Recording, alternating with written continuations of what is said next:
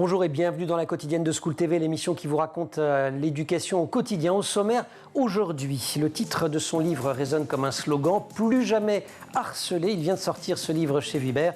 On accueille son auteur dans le grand oral, Saverio Tomasella.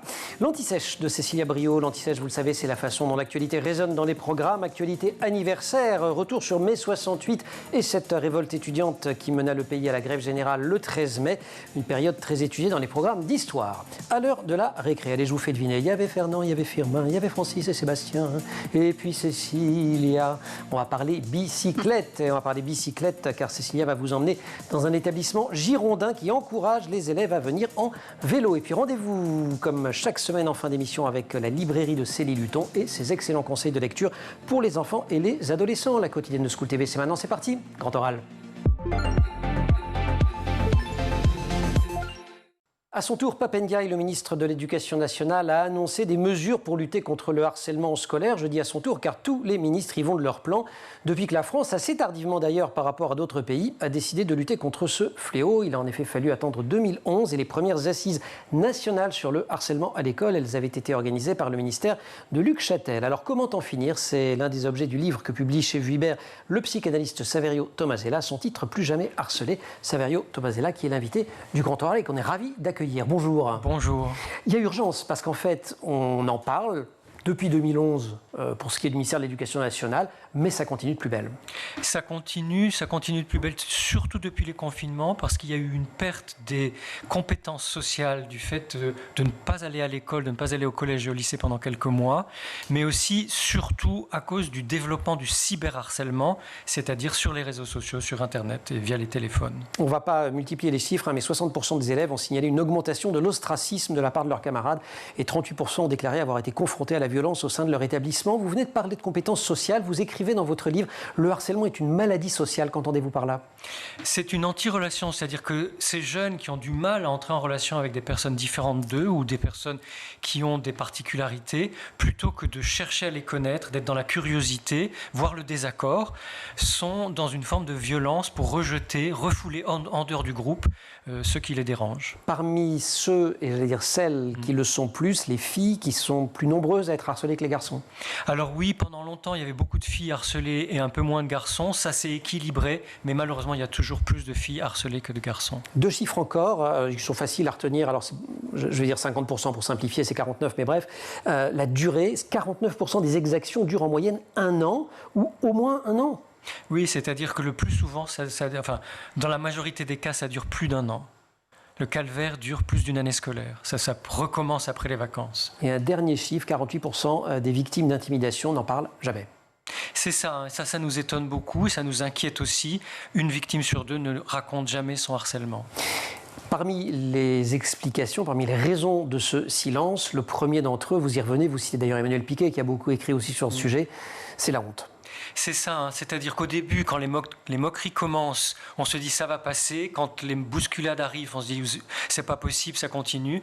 Et à partir du moment où la violence s'installe, la honte est trop forte et le jeune ou la jeune n'arrive plus à en parler. La honte, la peur aussi que ça ne serve à rien. D'en parler. D'en parler, c'est ça. C'est-à-dire que les jeunes ont peur que les adultes les rabrouent en leur disant « Oh, c'est des histoires de jeunes, débrouillez-vous entre vous » ou minimisent les faits ou leur reprochent de ne pas savoir se défendre. Troisième critère, la sidération, vous dites, la victime est comme paralysée.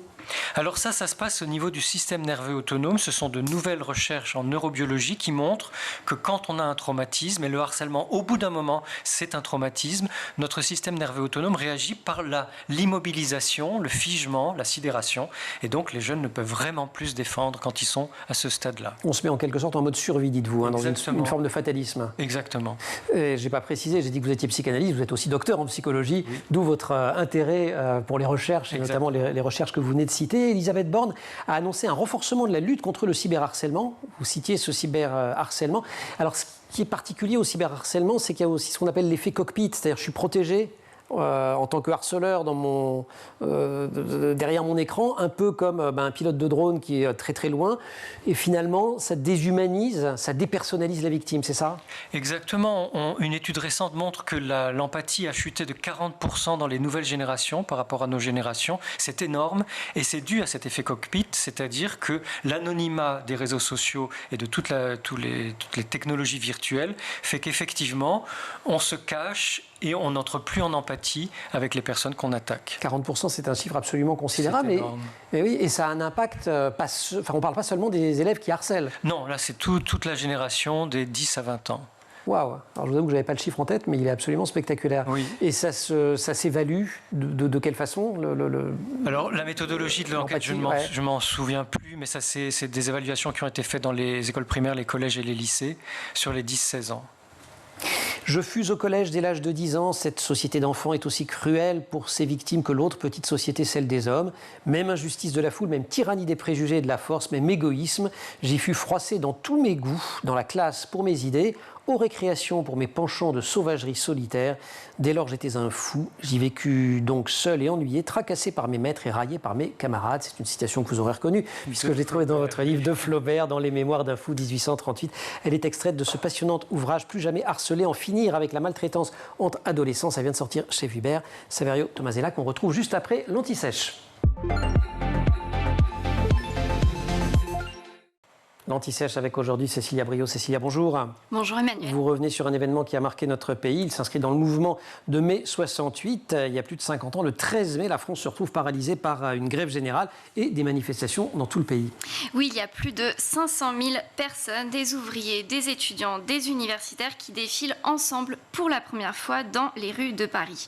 Et tous demandent le départ du général de Gaulle. Il faut savoir que le 13 mai, Emmanuel, c'est une date qui n'est pas du tout choisie au hasard, puisque la France commémore les 10 ans de son retour au pouvoir. 13 mai 58. Exactement. D'ailleurs, dans les cortèges, on entend le slogan qui est devenu très célèbre, « 10 ans, ça suffit ». Et pour comprendre cette manifestation, vous allez faire un petit bond de quelques mois en arrière pour nous raconter comment on en est arrivé là. On va repartir en mars, le 22 mars. Exactement. Donc, il faut remonter au 22 mars 1968 à Nanterre, dans les Hauts-de-Seine, point de départ de la révolte étudiante. Alors, à ce moment-là, il y a 142 étudiants qui occupent la tour administrative de la faculté de Nanterre pour protester à la fois contre l'impérialisme américain, la guerre du Vietnam et l'arrestation de plusieurs de leurs camarades qui ont manifesté aussi contre ce conflit. Et alors cette fronde, elle est notamment menée par un personnage très célèbre qui est Daniel Cohn-Bendit, qui est alors étudiant en sociologie. Et ensemble, ces 142 étudiants vont lancer le mouvement du 22 mars. En soutien donc aux étudiants qui ont été arrêtés, il y a une assemblée générale qui est convoquée et une commission qui va rédiger le manifeste des 142. Donc c'est un texte majeur qui reprend et qui dénonce la répression policière ou encore l'impérialisme américain. D'autres incidents éclatent à Nanterre après ce fameux 22 mars. Ils conduisent finalement à la fermeture de l'université. On est là le 2 mai. Et le lendemain, les étudiants, survoltés, révoltés par cette décision, migrent vers la Sorbonne, prestigieuse université parisienne. Exactement. Et alors, dès le soir même, les étudiants sont brutalement évacués par la police. On est alors le 3 mai 1968. Il y a aussi des affrontements qui éclatent sur le boulevard Saint-Michel à Paris. Et le résultat de tous ces affrontements, c'est qu'il y a eu plus de 600 interpellations. On rappelle aussi que le mouvement, à l'époque, il est animé par l'UNEF, donc qui est le syndicat étudiant et qui est dirigé par Jacques Sauvageon, l'autre figure importante de mai 68. Révolte étudiante qui prend un autre tournant dans la nuit du 10 au 11 mai. Oui, Emmanuel, et c'est ce qu'on appelle la nuit des barricades. Les étudiants qui occupent toujours le quartier latin dressent des barricades. Et alors, à 2h du matin, ces barricades, elles tombent les unes à la suite des autres. Les étudiants sont visés par des cocktails Molotov et des jets de grenades. Et on entend encore des slogans très percutants comme De Gaulle assassin, les CRS SS. Au petit matin, on constate de nombreux dégâts dans les rues de Paris, des centaines de voitures qui sont détériorées, incendiées, des rues qui ont été dépavées. Et on découvre aussi de nombreuses affiches sur les murs parisiens en signe de contestation. Affiches qui sont devenues célèbres. Il y a le fameux Sois jeune et tais-toi. Que fait-il le gouvernement pendant ce temps-là? Comment réagit-il? Eh bien, De Gaulle, qui est donc à la tête du pays depuis 10 ans, refuse toujours de concéder aux revendications des étudiants. Son Premier ministre, Georges Pompidou, lui, est en voyage officiel depuis le 2 mai en Iran et en Afghanistan. Bref, ils s'entretiennent finalement et le 11 mai au soir, Georges Pompidou donne une allocution télévisée et annonce la réouverture de la Sorbonne 10 jours après sa fermeture et annonce aussi la reprise des cours le lundi 13 mai. Et là, le moins qu'on puisse dire, c'est que c'est une annonce qui ne passe pas. Le 12, les syndicats qui protestent notamment contre cette répression policière lancent un nouvel appel à la grève. Et cette fois, c'est un appel à la grève générale. On est le 13 mai. Oui, exactement. Et alors, tout le monde pense évidemment encore aux nombreux affrontements de la semaine précédente. Et bien sûr, il n'y a aucun étudiant qui envisage de reprendre les cours. Cet appel est donc repris massivement par les étudiants, les différents syndicats ouvriers, la CGT, la CFDT, le syndicat enseignant et la FEN, la Fédération de l'éducation nationale. Les étudiants, évidemment, ils occupent la Sorbonne à nouveau. Les ouvriers, ils occupent les usines. Et la France, elle, entame la plus grande grève de son histoire du XXe siècle. Et ça va paralyser l'ensemble du pays. Et voilà, et ensuite on arrive dans une autre histoire, peut-être que vous nous la raconterez d'ailleurs, jusqu'au 27 mai, date de la signature des fameux accords de Grenelle, qui vont notamment permettre une augmentation des salaires, une amélioration des conditions de travail. On cite aussi le nom de ce préfet de police de Paris, Maurice Grimaud, qui avait une conception du maintien de l'ordre un peu différente de ce qu'on peut observer aujourd'hui, qui fait qu'il n'y a pas eu de mort pendant toutes ces violences qui pourtant étaient considérables. Cécilia, merci. La récré tout à l'heure, même si certains disent que c'était une grande récré, mais 68. Grand oral, Saverio Tomasella.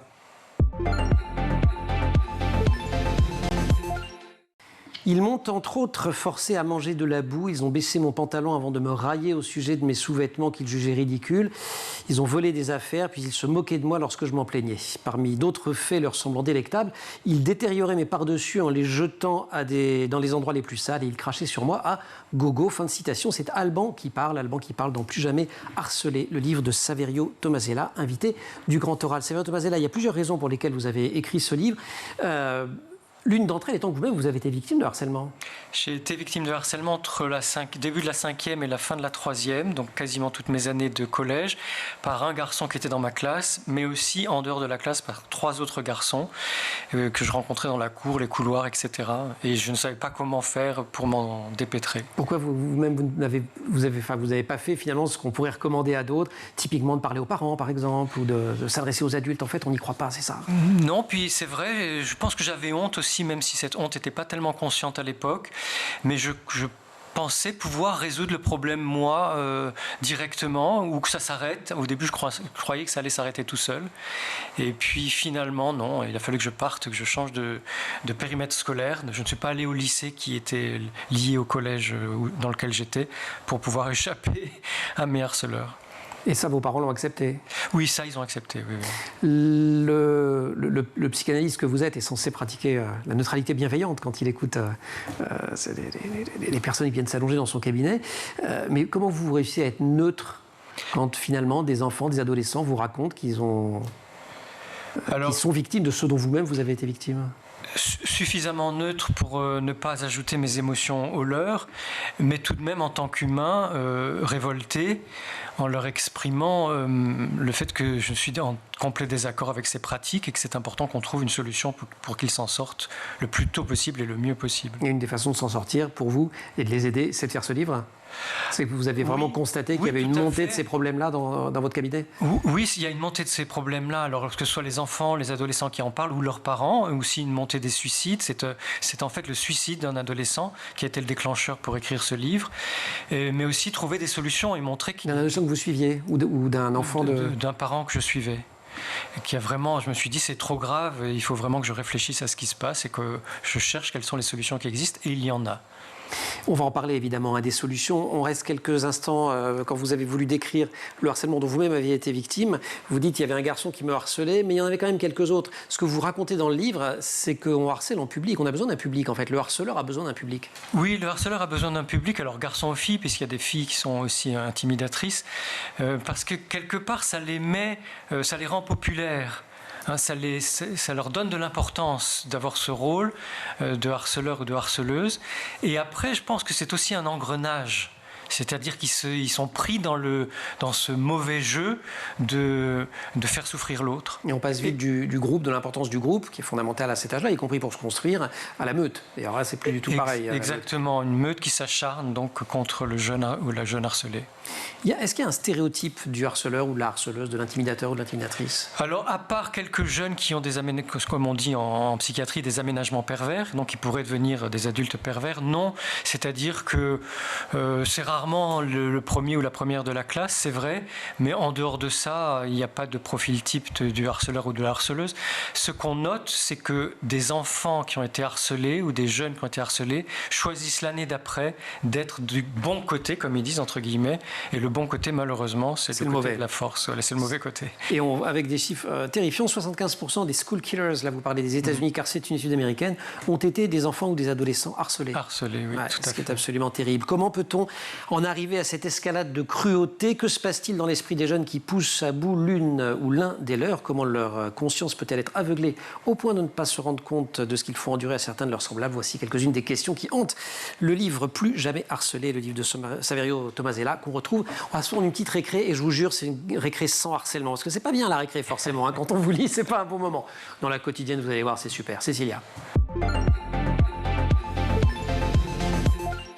Je vous refais pas la chanson, mais ça vous a plu quand même? Bah oui. Mais moi, je l'attends. Oh, ben non, c'est qu'une fois. Et donc, pour cette heure de la récré, vous nous emmenez à vélo en Gironde. Où ça, précisément? Oui, tout à fait, Emmanuel. Direction la commune de Saint-Jean-d'Iliac, dans l'académie de Bordeaux. Alors, au collège de l'Esté, il y a 85% des ados qui prennent leur bicyclette pour se rendre à l'école. Ils sont donc plus de 400 collégiens et collégiennes sur 526 qui utilisent ce moyen de transport. Donc, je ne suis pas super bon en maths, ça fait 9 sur 10 quasiment. Pourquoi ils sont aussi nombreux? Eh bien, en fait, tout a été fait dans ce collège pour favoriser la pratique du vélo. Il faut savoir que l'établissement qui a été construit il y a 16 ans est desservi par plusieurs pistes cyclables qui traversent la ville. Le collège dispose également d'un immense parking à vélo qui encourage en fait la pratique. Et sur le trajet et pour sécuriser la zone, des policiers sont postés aux endroits un petit peu stratégiques pour que les enfants soient sécurisés. Il y a aussi une opération, là c'est d'actualité, un mec qui s'appelle Mets en vélo, non je crois? Oui, tout à fait. Il la pratique là-bas? Oui, alors en fait c'est un événement qui est national et qui permet donc de rappeler les règles de sécurité pour les enfants. Et en fait cet établissement il va beaucoup plus loin puisqu'il organise en parallèle de cet événement national un autre événement qui s'appelle Mets ton casque à vélo. Avec le... Mets MAI. Voilà, exactement. Subtil jeu de mots. Et ils ont des défis, c'est ça les enfants? Oui, alors en fait, il y a un premier défi qui s'appelle le défi GéoVélo. Alors l'objectif, c'est de faire le plus de kilomètres. Ces kilomètres, ils sont recensés grâce à l'application GéoVélo. Plusieurs établissements se challengent entre eux et l'objectif, en fait, c'est que plus les élèves seront nombreux à pédaler et plus ils auront de chances de gagner. C'est malin. Au lieu de réviser, ils vont pédaler. Après, ça va faire des résultats tragiques au brevet. Mais bon, ils seront en pleine forme. Il y a aussi des ateliers pour l'entretien du vélo, c'est ça? Oui, alors donc des ateliers pour apprendre par exemple à changer une roue, à réparer son pneu, à vérifier ses freins, ça c'est hyper utile. Et c'est quoi ce truc mystérieux dont vous m'avez parlé tout à l'heure? Eh bien en fait, course de casque, oui, un défilé de casque. Ça c'est le meilleur atelier. Je vous ai gardé le meilleur pour la fin en fait. Donc c'est l'atelier customisation de casque à vélo avec un illustrateur professionnel. Donc c'est un illustrateur qui se déplace directement dans les établissements et ça permet aux élèves de s'approprier cet objet qui est un peu tendance et qu'ils ont du mal à s'approprier. Et l'objectif sur le temps du midi en fait, c'est que les élèves ils dessinent, ils customisent un petit peu leur casque et ils laissent parler leur imagination. Génial, merci beaucoup. Dans les actualités, je rappelle qu'au début du mois de mai, c'était le 5 mai, le gouvernement a annoncé un nouveau plan vélo. Il souhaite notamment former les 6-11 ans et donc on est avant le collège pour le coup et qu'ils puissent s'initier à cette pratique évidemment en toute sécurité à l'école. Cécilia, merci beaucoup. Merci à vous. Plus jamais harcelé, Saverio Tomasella, grand oral. Tous les enfants du monde sont égaux et doivent être protégés contre la violence, la maltraitance et la discrimination. C'est un extrait de la Convention internationale des droits de l'enfant. Une phrase qui est en exergue du livre de Saverio Tomasella, docteur en psychologie et psychanalyste, auteur de nombreux ouvrages et fondateur de l'Observatoire de la sensibilité et de la Journée mondiale de la sensibilité qui a lieu chaque année le 13 janvier. Alors, vous, en tant que psychanalyste, quand vous voyez arriver des personnes qui vous parlent de harcèlement, c'est une chose, mais quand on est parent, quand on est enseignant, quand on a affaire à des jeunes, en fait, les signaux ne sont pas évidents à repérer. Si on dit il a mal au ventre, machin, etc., ça peut aussi être l'appendicite, quoi. Oui, alors les signaux, la première chose, c'est un changement inexpliqué, c'est-à-dire qu'un enfant qui est très bavard et qui devient mutique, ça, c'est un vrai signal qu'il y a quelque chose qui ne va pas. Un enfant qui mange avec grand appétit et qui perd son appétit, c'est un autre signal. Un enfant qui dort bien et qui tout d'un coup ne dort plus. Donc ce sont ces changements souvent brusques qui montrent qu'il y a quelque chose qui se passe. Mais il y a aussi, c'est vrai, le mal de ventre récurrent ou le mal de tête récurrent avant de partir à l'école ou au collège. Je ne veux pas y aller, quoi. C'est ça, l'angoisse le dimanche soir ou au retour des vacances, c'est qu'il y a vraiment un problème au collège. Et c'est pas un je veux pas y aller, j'ai pas révisé, j'ai peur du contrôle, c'est un je veux pas y aller, il y a un tel ou une telle qui va me faire du mal. Voilà. Il faut réussir à ouvrir la conversation, ceci étant, c'est pas évident. Vous citez un certain nombre de réactions qui sont extrêmement tentantes quand on est parent ou quand on a affaire à des enfants et dont vous dites elles sont tout à fait contre-productives. Par exemple, chercher à imposer une relation plus amicale entre son enfant s'il est intimidé et ses harceleurs. Vous devriez devenir copains, quoi. C'est ça, ça marche pas. Ça marche pas parce que c'est aux enfants à trouver entre eux et surtout aux adolescents à trouver entre eux une façon de coexister. Alors, ce qui est vrai, c'est que les chercheurs disent que jusqu'à 10, 11, 12 ans, on va dire 12 ans pour être sûr, le cerveau de l'enfant n'est pas suffisamment développé pour qu'il trouve tout seul les ripostes à ses intimidateurs. Donc là, il vaut mieux que les parents interviennent, mais non pas directement auprès des enfants, en allant voir l'encadrement de l'école et en disant il y a un problème avec mon enfant, je voudrais qu'on trouve une solution ensemble, qu'on coopère pour que cette situation de violence s'arrête. En revanche, à partir de 12-13 ans, les préadolescents, les adolescents ont envie de trouver eux-mêmes les solutions à ce qui se passe au collège ou au lycée. Et là, ça peut même être contre-productif que les parents s'en... Voilà, les parents sont là pour écouter leur enfant, le soutenir, peut-être lui donner des idées, comment faire pour se défendre, mais certainement pas intervenir. On va parler solutions, hein, maintenant, Saverio Tomasella. Alors, il y en a une qui relève de l'établissement scolaire en général, ce qu'on appelle le climat scolaire. Vous dites que quand le climat scolaire est un climat de qualité, il y a moins de harcèlement dans l'établissement. Alors ça, c'est très encourageant parce que tous les aspects sont liés. Si les collèges et les lycées font en sorte que le climat scolaire soit bon dans chaque classe, avec chaque professeur, enfin, le maximum, le taux de harcèlement va diminuer de lui-même. Il n'y a pas de méthode magique, il n'y a pas de méthode parfaite, c'est ce que vous dites aussi, mais il est possible de faire appel à l'une ou l'autre ou les combiner. Dans les approches dont vous parlez, il y en a une à laquelle on a déjà consacré une émission, mais je veux bien que vous la rappeliez à celles et ceux qui nous regardent, c'est la méthode de Palo Alto. Alors, l'école de Palo Alto, c'est une approche systémique, c'est-à-dire qu'on considère que quand il y a une difficulté, ce n'est pas la personne qui souffre qui a le problème, c'est l'ensemble du système qui est dysfonctionnant. Et donc là, ça peut être la classe, ça peut être un sous-groupe de la classe, ça peut être un groupe de camarades, ou la relation entre l'intimidateur et l'intimidé. Et dans cette approche, pour sortir de ces phénomènes de violence, on apprend aux jeunes à trouver des ripostes qui vont affaiblir la popularité de l'élève intimidateur ou de l'élève intimidatrice. Et parmi ces méthodes, il y a quoi ? Alors, il y a un jeu de mémoire, hein, parce que l'autodérision aussi, ou l'humour, exactement, c'est souvent, vous citiez, hein, c'est ça, ouais, souvent ça désamorce bien. Ouais. Alors par exemple, un garçon qui était moqué sur un groupe Facebook qui avait été créé autour de son nom, sur le conseil de sa thérapeute, prend la présidence de ce groupe et distribue des médailles et des prix à celles et ceux qui sont le mieux moqués de lui. Voilà, exactement. Et ça s'arrête assez vite parce que s'il en rit, c'est pas drôle. Autre méthode, la somatic experiencing. Alors la somatic experiencing ou l'expérience somatique, c'est d'abord...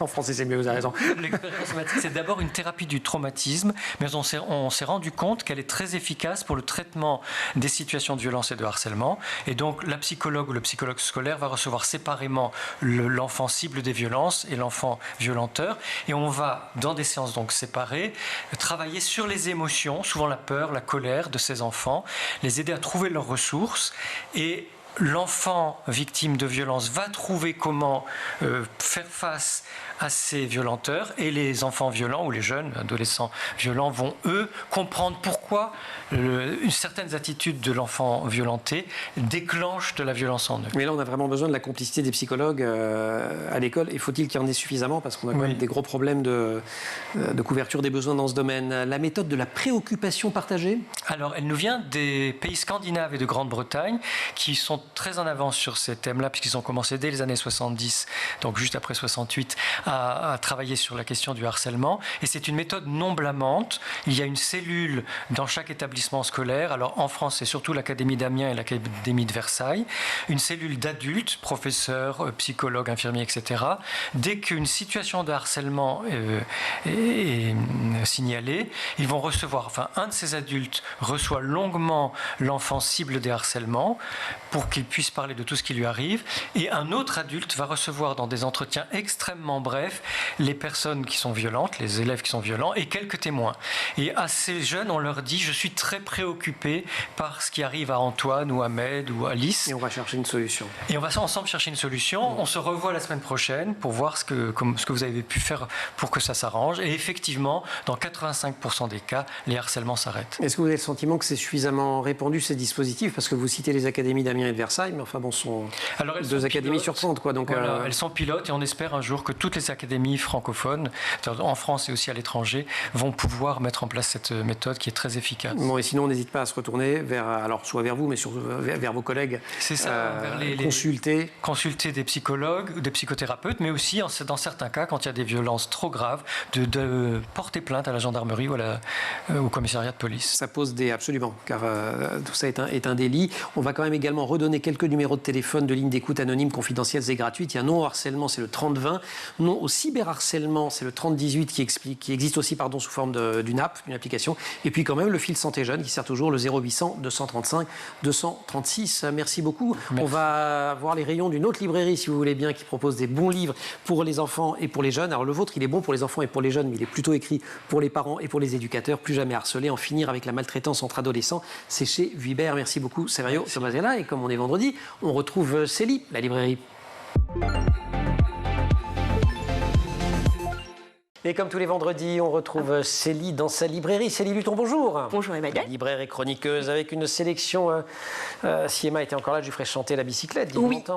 Oui, parce que vous ne chantez pas, vous? Non, il fait beau. On va laisser ça, Emma.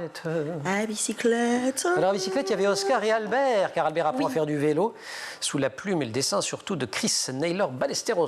Voilà. Alors, Oscar et Albert, un super duo, amitié pour la vie. Ils voudraient faire une grande... le geste, pour la vie, comme ça, là, vraiment. Comme ça, pour les balades. Ils veulent faire une grande balade à vélo, mais autant il y en a un qui gère très bien le 2 roues, l'autre c'est plus approximatif. Et pourtant, il rêve de le faire. Mais oui, il essaye, il rate, il recommence, il retente, et son ami est là pour le soutenir, et c'est ça qui est important. Voilà, parce que de temps en temps, ça donne ce genre de petits incidents, mais oui, on va s'en sortir. C'est déjà moi, je fais trouver tout le monde. Il est un peu grognon, Albert, c'est pour ça, mais heureusement, Oscar est là pour le soutenir, quoi qu'il arrive. Ça, c'est pour les petits, quoi, 4 ans? Oui, à partir de 3 ans. 3-4 ans. 3 ans, oui. 3 ans, même. Oui. Super. Armeline Fourchedru. Mais j'adore tellement. C'est Quentin Blake, évidemment. C'est ça. Il y a eu beaucoup de formats. Pour l'instant, il n'existe plus que dans l'heure des histoires, parce que c'est quand même un titre qui date de 1987. Il n'est pas tout jeune, mais il n'a pas pris une ride. Qu'est-ce qu'on aime Armeline Fourchedru. Sur sa bicyclette, elle accumule des choses, et encore, et elle tombe jusqu'à peut-être changer de mode de transport. On le verra à la fin. J'essaie de vous montrer quand même la bicyclette vers la fin. C'est là que ça se passe. Oui. Et elle a mis tout ce qu'on pouvait mettre sur une bicyclette. Elle est pas toute seule avec son chien. Il faut aussi protéger de la pluie. Il faut que ce soit confortable, il faut que ce soit pratique. Puis c'est drôle. Et c'est super drôle parce qu'à chaque page, elle a beaucoup d'ingéniosité. C'est une sorte de jeu, on trouve tout de la bicyclette.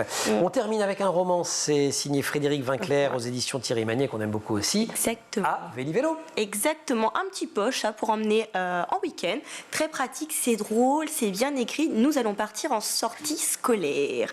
Une longue distance à vélo, le long des hallages, tout a l'air simple, ça va bien se passer, nous n'avons aucune inquiétude, et pourtant on déraille, on tombe, on remonte, on rigole parce qu'on apprend à se connaître. Complicité, amitié, tout est réuni. J'adore. Un roman vif et moderne, m'avez-vous dit. C'est ça. À Véli-Vélo, Frédéric Vinclair aux éditions Thierry Magnier. Oui. Super. Oui, c'est un primaire, à Véli-Vélo. Vous, en plus, vous êtes croyante et pratiquante. Tout le temps. tout le temps. Tous les jours. Bon. C'est ça. Merci 1000 fois. Et on en profite. D'ailleurs, on ne le dira jamais assez. C'est super de lire des livres. C'est super aussi d'aller dans la nature, de se promener. Et ça fait du bien aux enfants. Oui. Faites du vélo, mettez votre casque. Ouais. Surtout. Exactement. C'était le conseil de Célie. Merci à vous. Merci aussi à toute l'équipe. Au maquillage, à Colline Hamel, à Marine Plantec, assistée par Emma Frary pour la préparation de l'émission. Elles sont en régie aussi avec Angélie Mazia au son et Théo Boscar à la réalisation. Vous restez sur School TV. Vous nous retrouvez nous en permanence sur Internet et sur les réseaux sociaux.